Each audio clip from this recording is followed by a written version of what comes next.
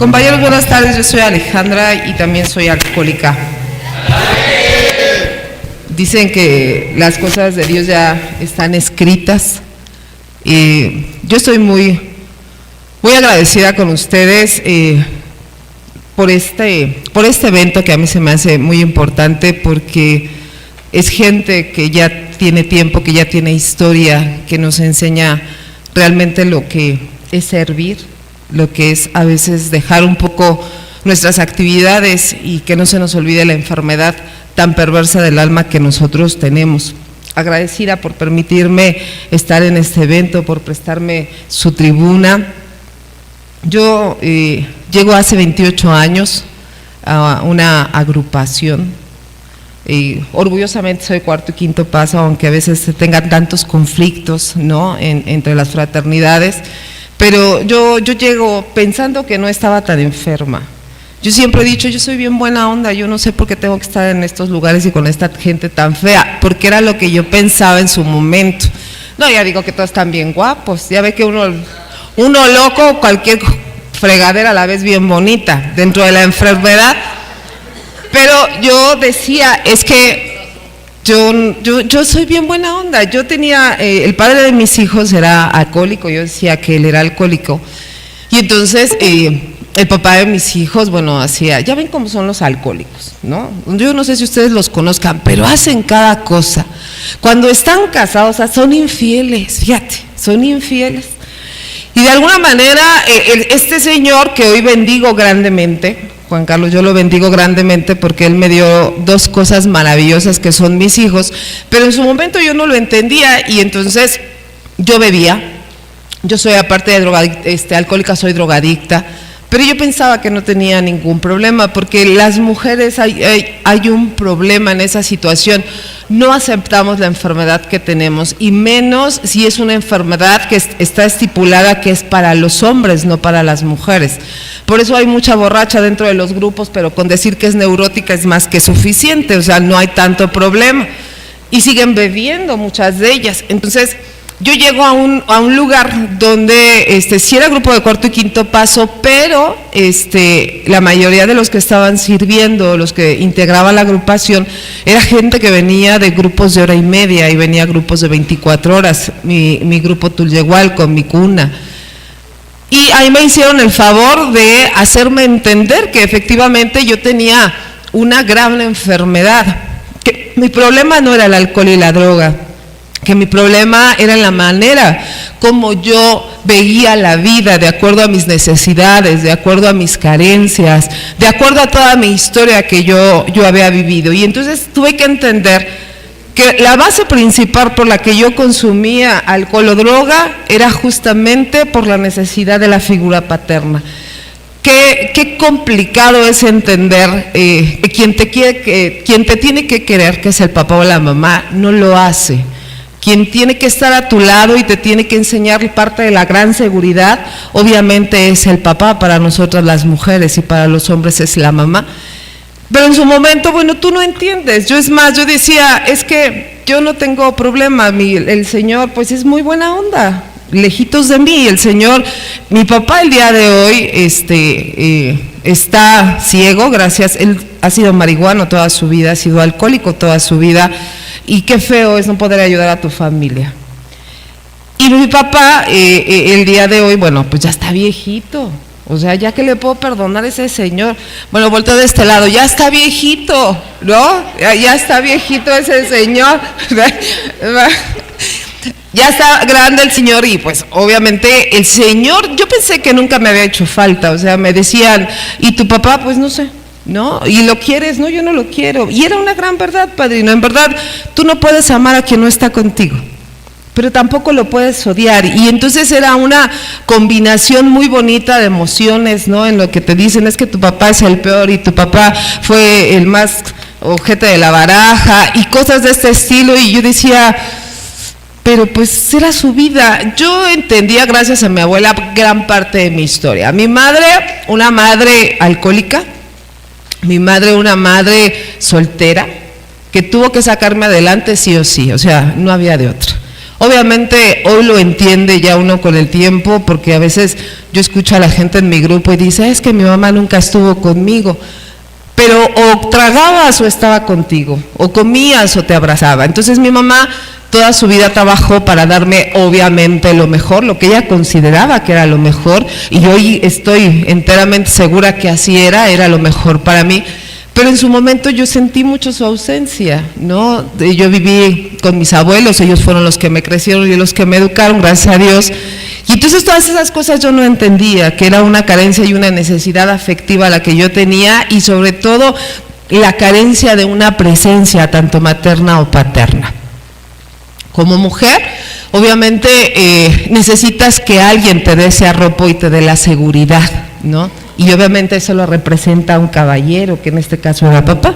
Y ante estas situaciones, bueno, ves cualquier porquería que pasa enfrente de ti, dices, este es el que me va a dar seguridad, este es el que me va a dar protección. Entre más malandro, más tatuado, infiel, grosero, y ahora hasta a veces líderes del grupo, dices, ¿no? O sea, Y en su momento, pues lo que tú buscas es esa protección, y dices, no, es canero, ya lleva 7 reclusorios y quién sabe cuántos anexos, y luego ya ven que se presentan bien matones y malotes, y dices, no, sí, a fuerza, ese es el que me va a dar protección.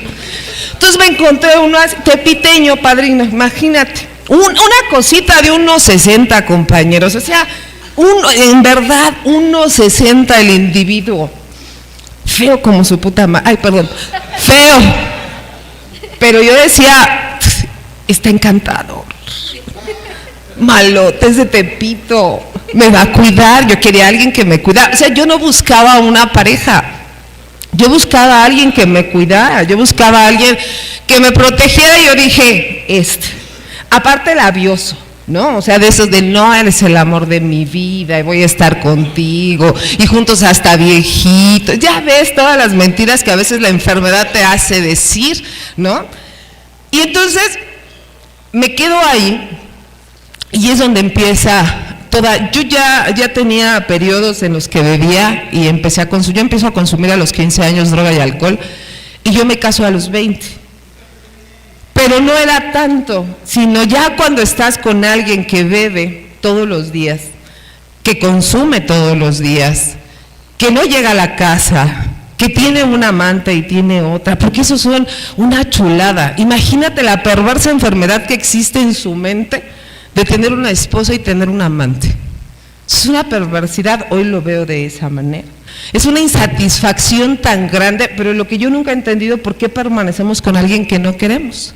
A veces la imagen, a veces el qué dirán, a veces qué van a pensar, qué van a decir de mí, y todas esas cosas influían dentro de mi historia, ¿no? Porque mi abuelita es que te vean bien, que la gente hable bien, que las cosas se hagan bien, y entonces yo nunca hice las cosas bien, pero trataba de agradarle a mi abuela, ¿no? Parte fundamental de nuestra personalidad adictiva, que queremos que la gente hable bien de nosotros, queremos ser parte de un círculo, queremos ser miembros de algo. Por eso la literatura habla mucho del estado de pertenencia dentro de las comunidades o dentro de las fraternidades o de los grupos, porque para nosotros es fundamental pertenecer. Y entonces el consumo empezó a aumentar. Pues bebía todos los días en Tepito, padrino. Ahí estábamos trabajando, yo veía que bebía, y yo decía, pues, salud, ¿no? Está bien. Cuando ya no estuvo bien es cuando llevaba a las amantes a su trabajo. Y entonces una enferma como yo enloquece. Cuando no eres la número 1, cuando no eres el objeto de atención, cuando dejas de ser la persona que llama la atención de ese ser humano, enloqueces. Y entonces se presenta la verdadera enfermedad, en mi caso personal, y yo sé que de muchas mujeres, porque van a ser puente, ¿no? Cuando tú ya no eres ese centro de atención, enloqueces. Y obviamente lo que tú necesitas es algo que sustituya esta necesidad de ser amado, querido y protegido. Y desgraciadamente o afortunadamente el alcohol y las drogas son un placebo impresionante para nuestra enfermedad, impresionante. O sea, te quita el miedo, te quita la inseguridad, te quita y te arrebata y te despoja de todo lo que conscientemente puedes hacer. Y entonces yo bebía para poderle decir sus cosas, y eres un maldito desgraciado, hijo de tu tal por cual, pa. Ya ven que agarra uno valor, así valor bonito, ¿no? Así como los hombres cuando consumen son golpeadores, que se me hace lo más cobarde que puede existir en un ser humano, pero también entiendo que es parte de la enfermedad. Lo que yo nunca he entendido, como padrinos siguen haciendo eso. Esa es la parte que nunca he entendido, pero bueno, me imagino que también es parte de la enfermedad. Pero en esa necesidad de tener esto que me ayudara a poder decirle todo lo que sentía, porque yo conscientemente le tenía un pánico a esta cosa de 1.60, o sea, pánico. O sea, ¿cómo? Si le reclamo se va a enojar y se va a ir, y entonces ¿yo qué voy a hacer? ¿Qué va a hacer de mí? Yo era la que trabajaba, fíjate, si no estaba enferma. Es que el señor, como tomaba todos los días, pues necesitaba estar acostadito, teníamos que llevarle los chilaquiles y la cerveza, y la que trabajaba era yo, pero dentro de mi enfermedad y mi necesidad decía, si se va, ¿qué hago? Si se va, voy a enloquecer, me va a dar pánico. Y yo lo veía y decía, no me gusta, no lo quiero, pero lo necesito. Y qué feo es estar con alguien que no te agrada ni físicamente, pero por necesidad estás ahí. Yo creo que es lo más horrible de nuestra enfermedad. Por eso hay matrimonios que duran tantos años haciéndose pendejos. Perdón. Y qué feo es que estés con alguien, ¿no? Dentro de esta situación de una necesidad de sentir que alguien te va a proteger siempre. Obviamente no sucedió. Y cuando tú vas dejando, dentro de mi proceso, cuando fui dejando que él hiciera lo que quisiera, bueno, llegó un momento en que pasaba con su amante de la mano. Y entonces eso me hacía enloquecer, me hacía entrar en ansiedad, me hacía entrar en angustia, y yo decía, pues para no sentir tanta angustia, pues un traguito, una cerveza. Y ya me las invitaba yo sola. Y es tan feo estar llorando en la sala de tu casa con una botella y pensando, ¿a quién le tocó el día de hoy? ¿A fulana o a sultana? Y luego todavía llega y le preguntas, ¿dónde estuviste toda la noche? Trabajando. Y obviamente estas mentiras te las tienes que creer por necesidad para no enloquecer. Pero obviamente mi fiel compañero siempre fue el alcohol. Empecé a consumir otro tipo de sustancias, pero al final yo creo que cuando yo llego a una agrupación y me dicen, aquí el problema eres tú, él tiene la enfermedad del alcoholismo, pero tú tienes la enfermedad del pendejismo.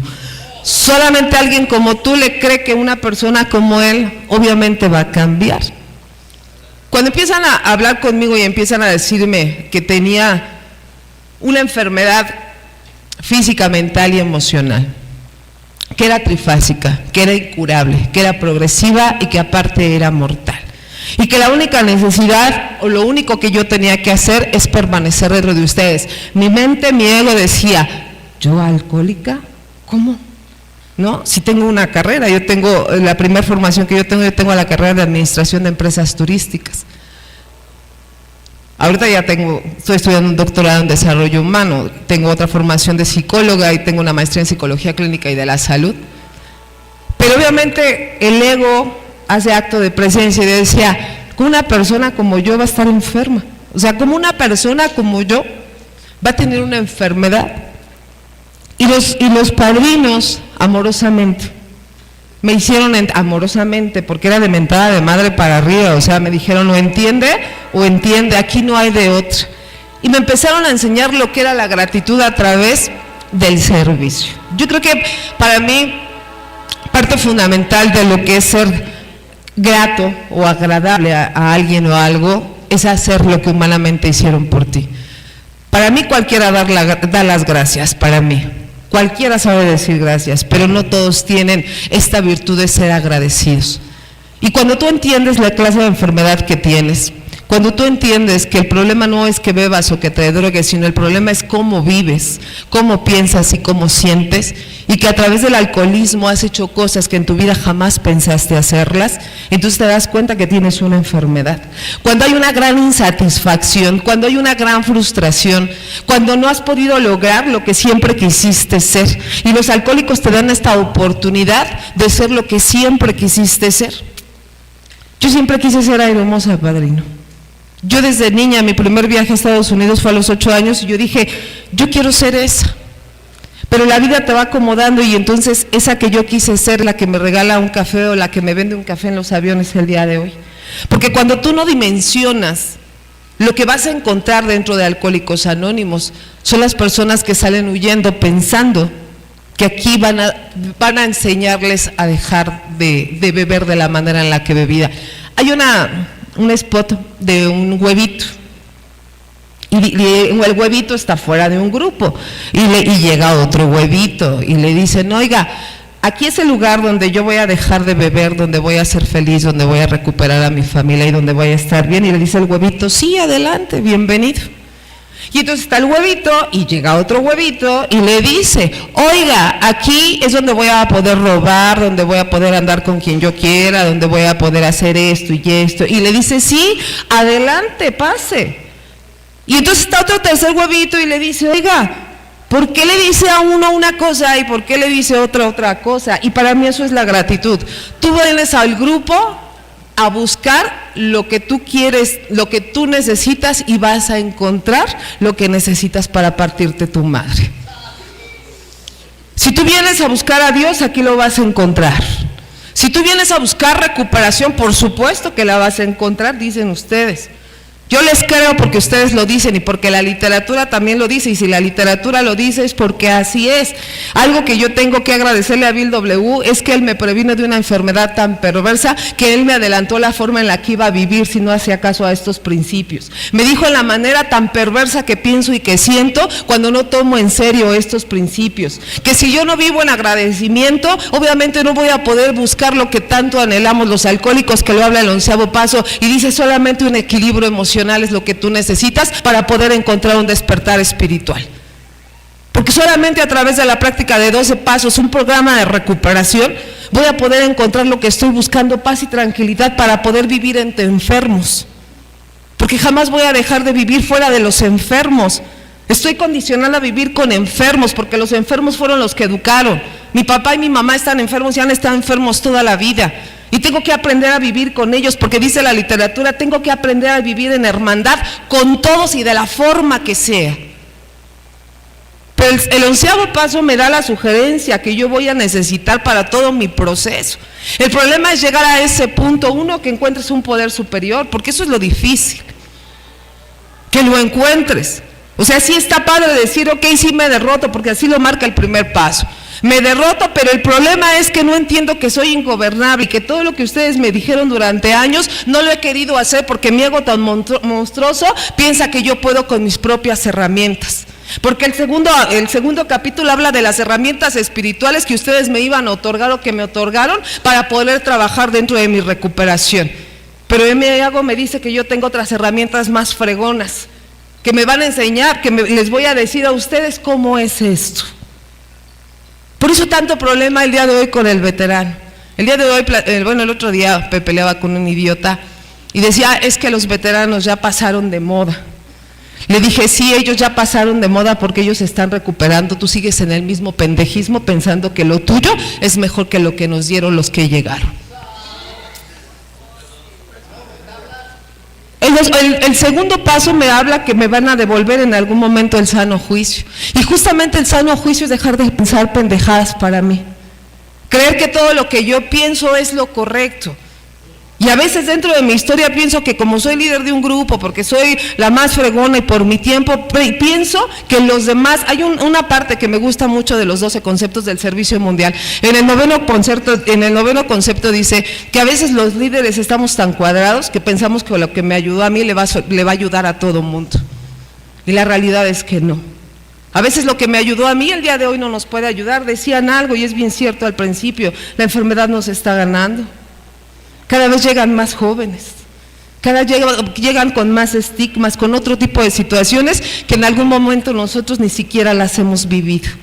Y lo peor del caso es que ni siquiera nos hemos profesionalizado en esa parte, porque los Alcohólicos Anónimos no está peleado con un profesional, el ego del alcohólico es el que está peleado con un profesional, por eso te ven crecer, inmediatamente te aplastan. Ahí es donde están los choques. Pero el tercer paso me dice que tengo que depender, y si yo dependo es porque estoy 100% agradecida con algo que ni siquiera había conocido. Porque dice que entre más dependiente soy a Dios, voy a ser más independiente a los seres humanos. Que hay una llave que se llama la llave de la buena voluntad y que es la que yo tengo que abrir. Solamente me piden buena voluntad para poder estar con ustedes. Porque el que tiene una hora más que yo, sabe más que yo de esta enfermedad tan monstruosa. Pero que tengo que hacer un inventario. Y qué doloroso hacer un inventario. Dice, sin miedo. Estaba yo llena de pánico, padrino. Estaba yo llena de pánico. Conocerte es muy ojete. Es muy ojete saber realmente cómo piensas, realmente cómo sientes. Muy ojete. Y luego, dice el quinto, se lo tengo que contar, padrino. Las cosas más oscuras, las cosas más perversas, la dualidad que existe en el ser humano. La parte perversa. Y se la tengo que contar a otro porque eso es lo que me ha llevado a beber y a consumir. Pero aparte tengo defectos. Y que le tengo que decir, hey, ¿no? Tengo que ser humilde todavía. Después de que acepto que tengo defectos, todavía le tengo que decir a él, te echo humildad, padrino, ayúdame con esto que yo no puedo. Pero tengo que hacer reparación, tengo que hacer una lista de reparaciones. Todavía no acabo después de 28 años. Les he partido a la madre a mucha gente, a mucha, y todavía no me alcanza la vida. Decían mis padrinos, hasta que no termines de pagar el último peso que te robas, te vas a acabar con las reparaciones. Dije, hijo de su madre, no, pues está cañón. Y hay cosas que no puedo reparar como yo quisiera, porque lastimo más. Pero dice el 10º, que cuando yo cometo un error lo tengo que admitir, lo tengo que corregir. Y me habla justamente de lo que tanto critican y es lo que yo no entiendo. Dice ahí que se hacen 3 tipos de inventario a nivel padrino.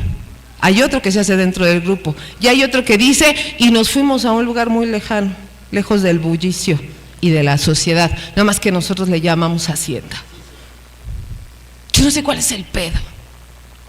Si ahí dice, nada más que en ese entonces Bill W no sabía lo que eran las haciendas, que había cascos de haciendas, pero nosotros hacemos lo que dice ahí. Y esos 3 días, durante 28 años, o 25, porque no te puedo decir que los 28 estuve, eso es lo que me ha ido a hacer que me conozca más quién soy. Pero aparte de que me conozco más quién soy, tengo que reparar el daño conmigo, me he hecho mucho daño. No nada más a través del alcohol y de la droga, el daño que he permitido que la gente me haga. La gente no es mala, tú le permites que te lastime hasta donde tu necesidad lo permite. Por eso dices que sí a todo, porque no hay carácter, porque no sabes frenar, porque no sabes poner un límite, porque hay mucho miedo de quedarnos solos y atemorizados, dice el principio, y chiflando como niños en la oscuridad. Y después de todo eso le puedo decir a alguien, hey, dicen que es de atracción, no es promoción. Dicen que tengo que invitar, pero yo creo que es más padre cuando te dicen, oye, tú eras una hija de... Y hoy veo que ya no tanto, llévame. Y qué difícil es traer un 12avo. Yo le decía al padrino, ¿faltó promoción? No, nos falta gratitud. Qué feo. Es que tengamos a gente como esta gente que el día de hoy estoy compartiendo en la mesa, que para mí es un gran honor, con el conocimiento, con las tablas, con la recuperación y con el proceso, y que no seamos capaces de tener esta gratitud para escuchar a alguien que ya vivió lo que nos toca vivir en un tiempo.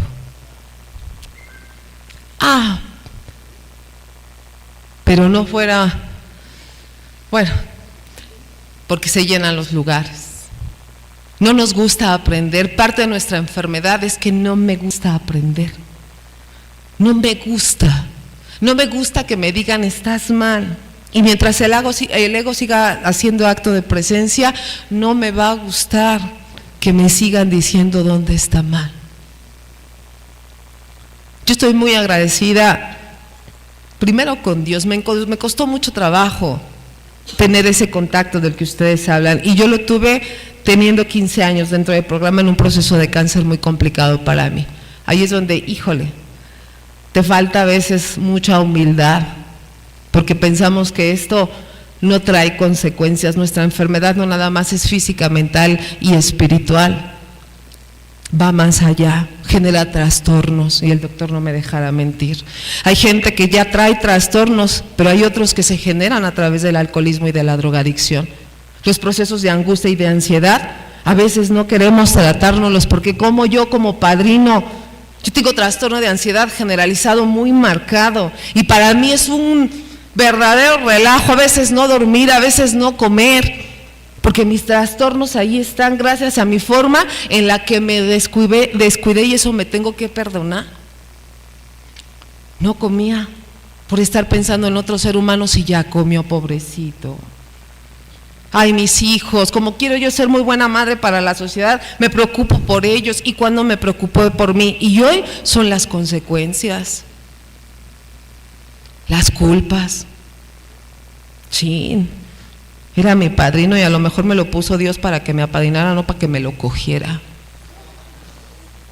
No, es que te pusieron al ahijado para que lo apadrinaras y lo alivianaras, no para que te lo cogieras. Y las culpas matan, no te dejan dormir, y estás pensando, pero dicen que todo en esta vida se paga, que es un restaurante, y a veces las consecuencias van llegando. Los cuadros de ansiedad, que no duermes, a veces paso 3 días y no puedo dormir, padrino.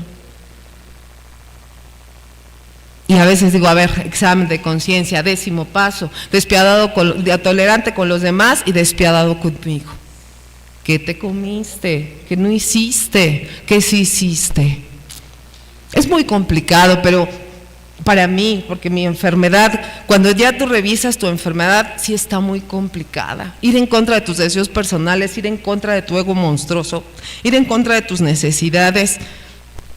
Hoy estos conceptos de mamá luchona, 4x4, todoterreno, no necesito a nadie, ¿no? Nos han venido a partir en muchas situaciones una sociedad y una familia, porque ahora ya nada más los hombres golpean, hoy las mujeres también golpean. No hemos alcanzado a tener un equilibrio, ¿no? Y no es por dignidad ni por nada, es por una venganza tan oculta que a veces no alcanzamos a detectar, porque soy vengativa. Y encontrar ese equilibrio en donde pase lo que pase, muera quien se muera, ustedes me enseñaron, muera quien muera, nazca quien nazca, y se vaya al hotel quien se vaya al hotel. No debe de importar, yo tengo que estar bien, tengo que aprender a convivir con ustedes tal y como son. Y qué complicado es, porque cuando tú sabes quién eres y hacia dónde vas, es muy difícil ser tan hipócrita. Dicen que debo ser tolerante, y yo tengo un conflicto ahí. Ser tolerante es fingir que me cae bien la gente, o el programa me está enseñando a ser yo para decir, esto no me gusta. Y a veces yo entro en conflicto. Decía ayer mi maestro, decía, las personas que estamos buscando el dónde vamos, para qué vamos y para qué estamos, tenemos un conflicto. Nos preguntamos muchas cosas, cuestionamos muchas cosas. Y a veces meterte a un programa cuesta mucho trabajo. Pero lo que sí estoy clara y agradecida a Dios y a la persona que me condujo por primera vez a una agrupación. Yo no te puedo decir que soy la mejor, pero soy lo que he querido ser hasta el día de hoy. Estoy con quien yo quiero estar, tengo una familia, tengo unos hijos que gracias a Dios no son alcohólicos ni son drogadictos, pues para eso estoy en un grupo. Si no, imagínate qué madriza. Tener de anexados o de ahijados a mis hijos está cañón. He tratado de hacer lo más correcto, pero ha sido todo por una palabra tan pequeñita que se llama gratitud. Yo he entendido que la gratitud no es lamberle los huevos a tu padrino todo el tiempo. La gratitud es a través de la acción hacer las cosas por otro ser humano, pero por el que viene atrás. Dicen que al que está adelante tenemos que irlo pateando para que siga caminando, pero al que yo tengo que darle todo lo que en algún momento a mí me dieron es a la persona que viene atrás, al que no conozco, porque a veces con el tiempo se nos olvida hacer ese servicio, ir por el de la calle, ir a recoger otra vez al de la calle, lo que se hacía. Y yo eso lo aprendí del padrino Leonardo, el fundador del Árbol de la Vida. Yo cuando escuché por primera vez su historia, tenía yo 15 días de haber llegado a una agrupación cuando él fue a compartir, y escuché esta parte que decía: yo agarro mi carro, voy por las calles y levanto borrachos, los llevo a mi casa y los curo. Yo decía: qué pendejo. O sea, ¿a quién se le ocurre llevarse su carro para agarrar borrachos? Y qué feo que el día de hoy agarres borrachos para lucrar. Cómo se han perdido los principios muchas de las veces. ¿Qué conflicto es la gente de 24 horas como ustedes que hacen el servicio desinteresadamente? Y que me acuerdo que cuando yo milité en un 24 horas por ahí con el Tonallas, había que entrarle para la comida, para el gas, para la luz, para esto, para aquí, para todo. Y el día de hoy ya no. Todo se ha modificado, todo se ha transformado. Yo no creo en los cambios, creo en las transformaciones, pero creo que Alcohólicos Anónimos va a transformar vidas a través de la gratitud, va a transformar vidas a través de la práctica del programa. Y yo siempre he dicho, y lo escuché de alguien: jamás le creas un padrino, créele a la literatura, esa te dice todo. A veces los padrinos la transgiversamos un poquito, pero la literatura está ahí. Hay un programa de recuperación que me va a enseñar cuál es mi enfermedad y aparte me va a enseñar qué es lo que tiene que hacer. Hay un folletito que me va a enseñar cómo manejar un programa y hay otros principios que me van a enseñar cómo tengo que trabajar el servicio. Pero lo que nunca falla es la humildad. Doblar las rodillas en esos momentos para poder decir lo que siempre yo he dicho. Después de haber vivido lo vivido, doy por bien gozado lo gozado y por supuesto doy por bien sufrido lo sufrido. Yo les agradezco 24 horas.